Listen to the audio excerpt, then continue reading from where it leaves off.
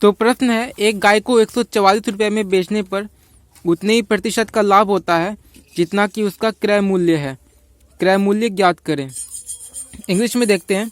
N article was sold for ₹144 if the percentage of profit was numerically equal to the cost price the cost of the article was.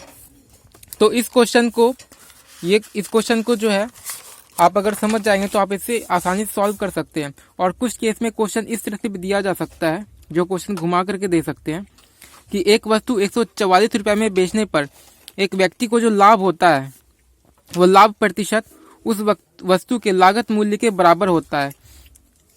तदनुसार उस वस्तु का लागत मूल्य ज्ञात करें।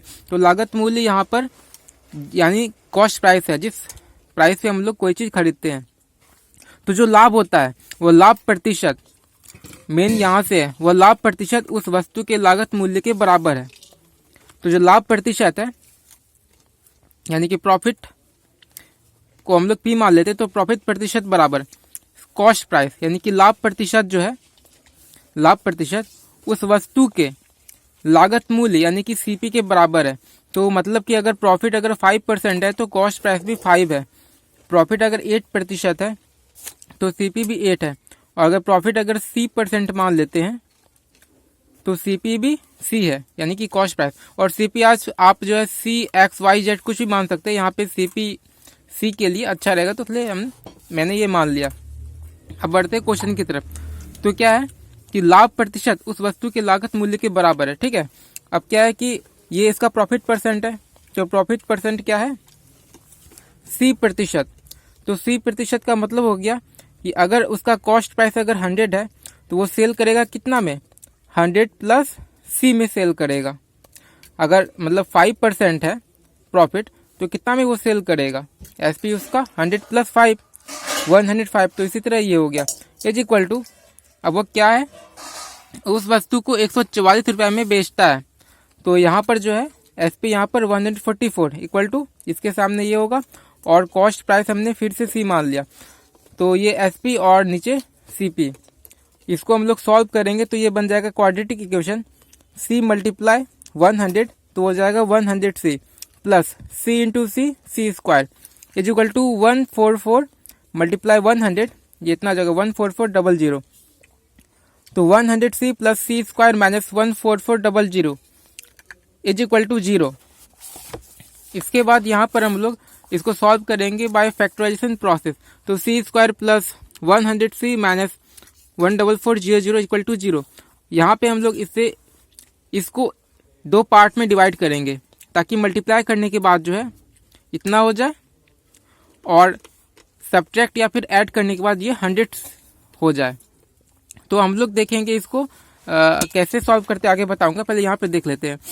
तो 180C माइनस 80C ये इक्वल टू 100C हो जाएगा, और यहाँ पर फिर माइनस ये इतना हो जाएगा इक्वल टू 0। यहाँ पर C जो है हम लोग कॉमन लेंगे तो यहाँ पे बचेगा C प्लस 100।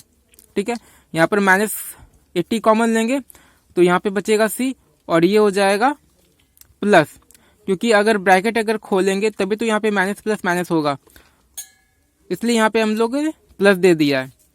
उसके बाद इससे डिवाइड करेंगे 80 से तो आ जाएगा 180।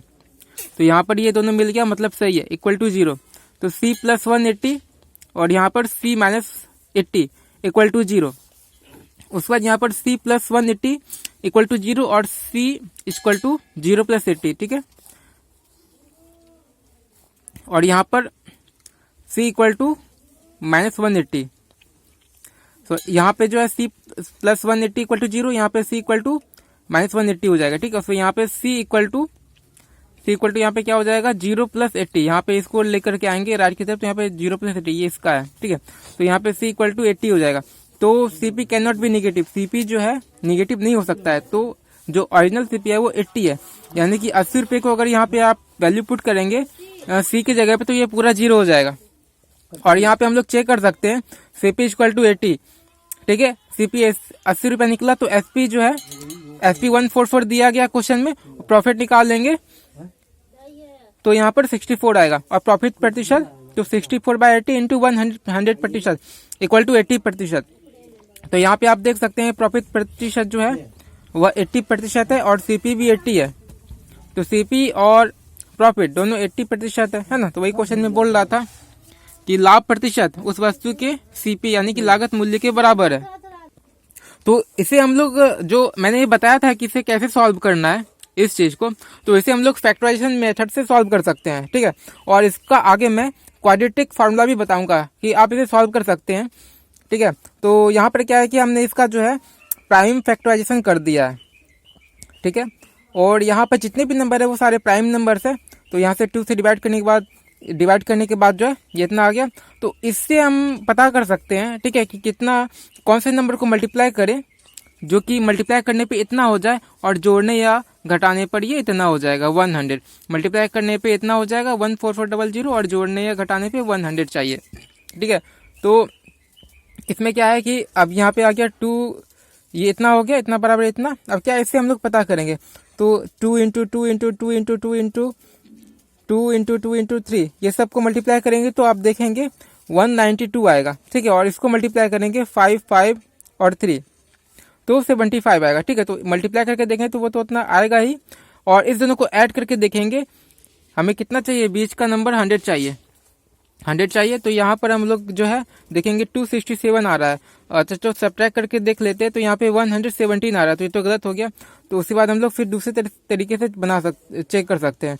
तो ये 2 इंटू 2 इंटू 2 इंटू 2 इसको है ना मल्टीप्लाई करेंगे। 2 2 जा 4 4 2 जा 8 8 2 जा 16 और 5 80 हो गया, ठीक है। 80 यहाँ पे कर दी और 2 2 जा 4 4 3 जा 12 12 5 जा 60 63 जा 180 है ना। तो अब इसको मल्टीप्लाई करेंगे तो 14400 आएगा और यहाँ पे सब्ट्रैक्ट करेंगे तो 100 आएगा। तो इसलिए हमने क्या किया 180 और 80 को लिया, ठीक है। यहाँ पे 180 और 80 को लिया। तो इस तरह से ये सॉल्व हो गया। और इसे अगर आप और भी इजी तरीके से अगर सॉल्व करना चाहते हैं तो उसमें आपको फार्मूला याद रखना पड़ेगा जो कि क्लास 10th में पढ़ाया जाता है, क्वाड्रेटिक इक्वेशन जो बनता है क्वाड्रेटिक फार्मूले से। इसके लिए आप नेक्स्ट वीडियो में हम इसे देखेंगे और लिंक आपको डिस्क्रिप्शन में मिल जाएगा इसे कैसे सॉल्व करते हैं बाय क्वाड्रेटिक फार्मूला। ये बहुत ही ईजी है, बस फार्मूला आपको याद रखना है। वीडियो अच्छा लगा तो लाइक करें, कमेंट करें, शेयर करें और मेरे इस चैनल स्वीट चिली एजुकेशन को ज़रूर सब्सक्राइब करें। Thank you so much.